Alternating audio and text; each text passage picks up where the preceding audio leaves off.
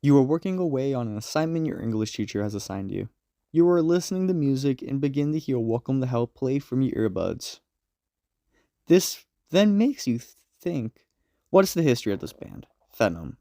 Well, I might have just described how I got the idea for this podcast, but this has been a question I've asked myself for years now, and today I would like to share with you all the history of Venom.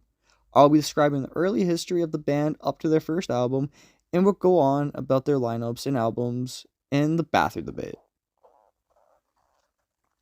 Venom and its origins can date back in North England in the 1970s. A worker known as Conrad began working at the Impulse studio as an assistant engineer after he left high school. Conrad was really interested in music at a really young age. In the early to mid 70s, he learned how to play guitar by his music teacher who saw Conrad's passion for music. Conrad would play in a few different bands during his time in high school, and his goal was to create a band louder than Motorhead, more satanic than Black Sabbath, and a hell of a lot more studs and leather than Judas Priest. After about 6 months working in the studio as an assistant, Conrad would meet a guitarist named Jeff Dunn from a girl he met in a burger joint. He went to a few rehearsals with Jeff and his band, known at the time as the Guillotine. Conrad did not like the band's image as they were a cover band. The band would play lots of covers of Motorhead, Judas Priest, and other bands around the new wave of British heavy metal area. In an interview, Conrad brings up how absolutely awful the band sounded.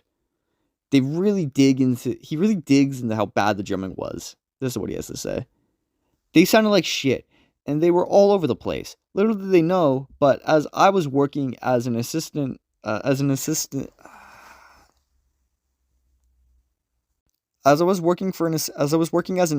engineer for Neat Records, and I had already as I was working as an A&R for Neat Records, and I had already heard most of the new bands in the area. So believe me when I say these guys sucked big time, with the drums being the worst, totally out of time and just sloppy.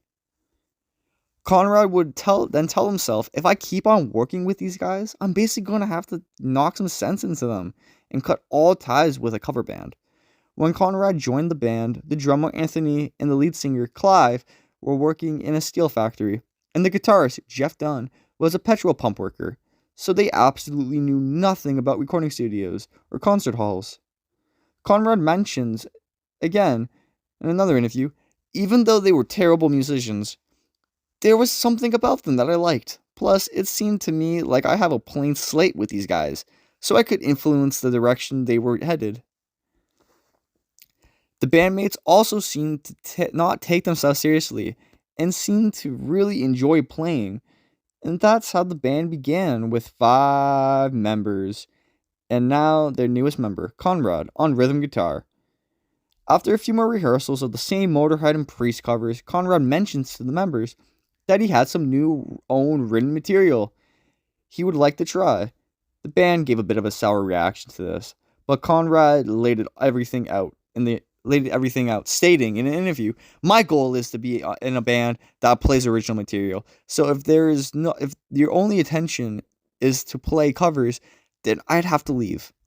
The band agreed to work on these new songs as the band at this point knew Conrad was working at a recording studio, so they were very keen on keeping Conrad on board. After some time, a random conversation about the name of the band happened. Conrad and Anthony admitted that the band's name, the Guillotines, was a bad name. The roadie they had at the time that mentions a name that would change them forever, Venom. Now, Dunn was not very on board with this name, but after pressure from his other bandmates, he began to accept it, and it would grow on the young guitarist. And after that point, they were known as Venom. Now, the band in the early days also knew they wanted to have stage names, as Conrad puts it. I thought it would be so lame to be singing about Satan and demons and all the dark forces, and to have basic names? So the band changed their names. Conrad became Kronos. Jeff Dunn became Montes. The lead singer at the time, Clive Archer, went by the stage name Jesus Christ. Anthony Bray went by Abaddon, a destroyer. Now, about 1 week before Venom's first gig, their bassist left the band. Kronos then switched from rhythm guitar to bass guitar, said by Kronos in an interview. I switched from rhythm guitar when our bassist left 1 week before our first gig. We couldn't play a gig without a bass player, and we didn't have time to teach a new one the songs, so I agreed to switch. After the first gig, Clive was not a fan of the Satanic Element, an inappropriate name the band had for its musicians. This ended up being the thing that got Clive kicked from the band. Now, during the band's following weeks of rehearsals, Kronos was still working as an assistant engineer in a recording studio, so Kronos would beg and ask the recording studio owner to sign more rock/metal bands, but the studio was never into the harder scene and was perfectly okay staying with small folky artists. But that did not stop Venom from filming a demo in a church hall. They recorded the demo and it sounded really refurbed from how much space was in the church hall.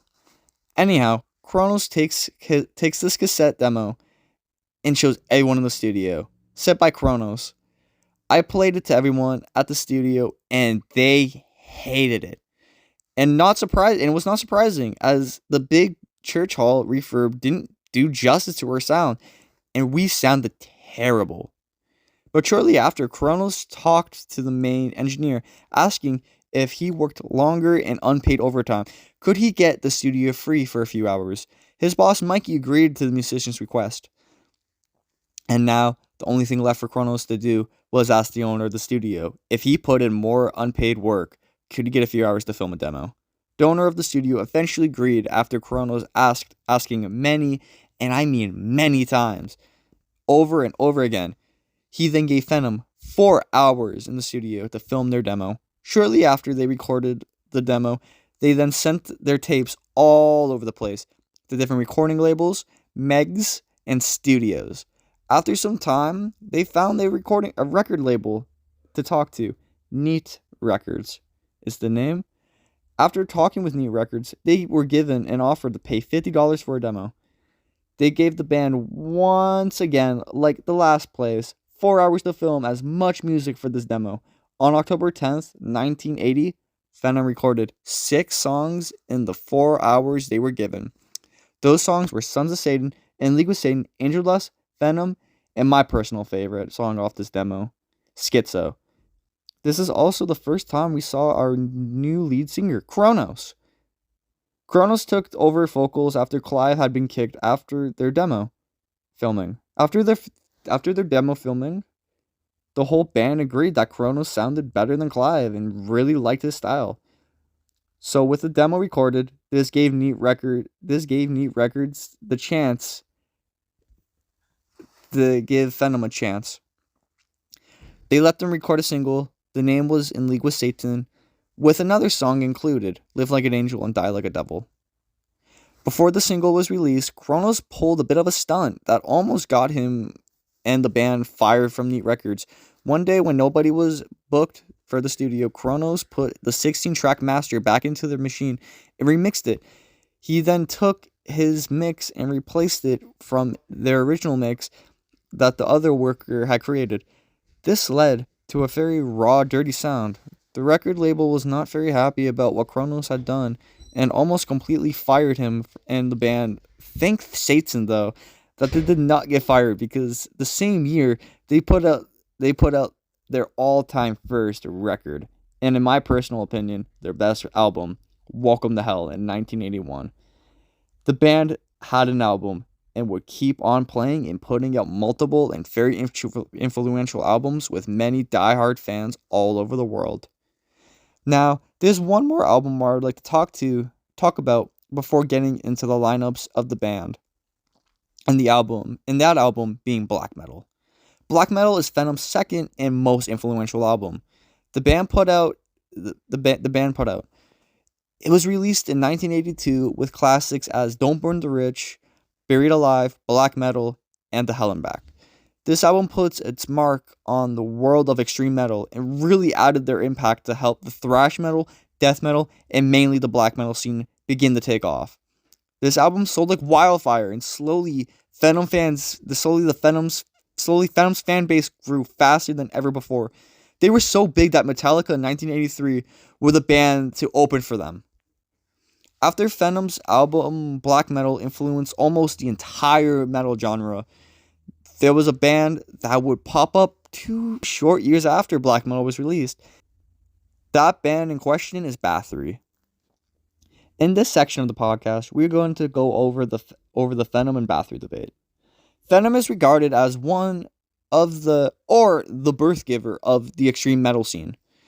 They are noted for being the inventors of black metal, a very extreme subgenre in the metal scene. But they were a band who came but there was a band who came a few years after Venom's black metal album. This band was called Bathory. Now, Bathory is also regarded as an inventor of black metal. The tone of how they play, and their sound is very rough and dirty. But Bathory is also known for taking very heavy inspiration from Venom. Now, this is where the debate starts. Now, there's nothing wrong with taking inspiration from other bands, but Bathory says that the band never had ever heard of Venom. Many notice similarities just from the album itself. Now, when we look into the tracks themselves, though, with Bathory's debut album and Venom's black metal album, there's a lot of similarities. So we're gonna go take a look into that. Bathory has 2 track names on their album that also share names from Venom's album, that being Raise the Dead and Sacrifice. If we take a closer look into the lyric part, Bathory and Venom both have almost the same or word-by-word lines. Now, Bathory over the years have went on to say they have not been influenced by Venom. Quorthon, the lead singer from Bathory, says in an interview, "I don't think there are any similarities musically between Venom and Bathory at all. But I do think black metal, which I heard the first time 3 months after we formed Bathory, is one of the best albums ever made because it has a genuine feeling. At the time, there was no speed or thrash around, so Venom were very unique. Even though they wimped out later on and spoiled the whole thing, I mean, At War with Satan and Possessed are shit compared to black metal," he said in a 1987 interview when he was confronted about the Venom issue. But a year later, Quorthon would slip up and slightly admit Venom being some type of influence on the band. Quorthon has this to say: "Well, I listened to Motorhead and Venom calls us dickheads, but that doesn't matter. That doesn't bother us because we're bigger. The comparison comes from the fact that there are 3 of us. 2 have black hair and 1 has blonde. And we wear leather and chains." I would also like to mention as well that Bathory listed many of the band's influences match right up to what Venom's influences were. This could again be Bathory is not lying, and maybe they have no influence by Venom, or this is just a way to hide their influence. Now, for a few more years, Bathory would be questioned about their influence from Venom, and almost every time they say it's a coincidence. Now, here we still are wondering about this debate. Since Quorthon passed away in 2004 of a heart failure, we can't raise him from the dead and ask one more time, so we can go off the interviews and some of the similarities in the lyrics and their album covers. First, we should talk about the album cover.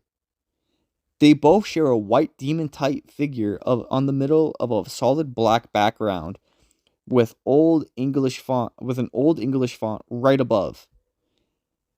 Now, that's not the only thing the band shares similar. Let's look into some lyrics. This is from Bathory's Raise the Dead. "I grasp for air, I scream for sight, and fight against torment and dread. Calling from Bangrins, I tear at the lid, and I promise to raise from the dead." Now, let's check out Venom's Buried Alive. "I tear at the lid, my fingers they bleed, or is this happening, or is it just a dream? My lungs gasp for air, my eyes scream for sight, I promise to rise from my body this night." It looks pretty similar, right? Now let's try to come up with a verdict. Many interviewees and fans of the band highly regard Venom having some type of influence in the band's early history. I mean, it's almost impossible that there was no influence. There's too many similarities. But the thing that I can agree with Bathory is their sound and how they play musically are very differently, or very different from the Venom. Yes, they might play fast and they might have a dirty sound, but Bathory truly has a creepier and what I can consider the first black metal vocals of all time. But sadly, we do not have an answer to this mystery. So I will say, at the moment in time, Bathory was for sure influenced by Venom, maybe imagery and lyrically wise, but Bathory and Venom are still very differently musically. Now, since we're here, I would like to now mention the band's lineup throughout the years, as it has changed many times throughout the band's discography. Venom, during its self-titled to Possessed, had Kronos, Abaddon, and Montes as the lineup. This is known as the classic lineup. But in 1986, Montes left the band due to pressure from his girlfriend at the time. He was replaced with Jim Clare and Mike Hickey. In 1988, Kronos would also leave the band at the end of 1988, as he felt it was time for him to move on and create a new band. He was replaced with Tony Donald, known as Demolition Man. And Montes joined back too the same year. Kronos would join the band once again in 1994. The band would have another breakup with Abaddon leaving the drum kit in 99, and 3 years later in 2002, Montes would also leave after Kronos got into a climbing accident with his bandmates. Kronos would end up in the hospital with a neck brace. Montes left after Kronos said to get on with whatever he could and make the most of his time. Montes never came back and left, focusing all of his effort onto his solo band. This left Kronos alone with just the band name Venom. For the next few years would have members join and leave. But at the moment, during 2024's Venom's current lineup, it's Kronos, Rage, and Dante. Now, I think this is where I would like to bring up the band's discography, fully sharing the band's albums throughout the 40 plus years the band has been playing. Now, I'm going to shoot these off rapidly, so listen carefully. Welcome to Hell 1981, Black Metal 1982, Our Satan 1984, Possessed 1985, Calm Before the Storm 1987, Primeval 1989, Temples of Ice 1991, and the Wastelands 1992, Cast in Stone Resurrection 2000, Metal Black 2006, Hell 2008, Fallen Angels 2011, From the Fairy Depths 2015, and their newest record, Storm the Gates 2018. Now this leaves us with our last topic, and that being, where is Venom now? Venom is still kicking major ass and putting out albums to this day. Kronos still the front man of the band 40 plus years later, and along him Rage on guitar and Dante on drums. Now, Venom's classic members, Montes, Abaddon, and the Demolition Man, would form a band called Venom Inc. in 2015, where they still play original Venom songs and put out new material. Members from Venom Inc. every so often mention that they would like to reunite with Kronos for a classic lineup for a gig for their 40th anniversary of black metal. Montes, the original guitarist, had this to say in a Facebook live stream before the 40th anniversary of black metal. I'm not taking back anything I've said about my bandmates, but ultimately their drama fucking pales into significance against the current events of the world. And it would be nice to get back together. Now, 2022 has passed and gone, and Venom did not ever reconnect for that 40-year anniversary for black metal. But even if they did not regroup, the band is still amazing and has influenced the music industry forever.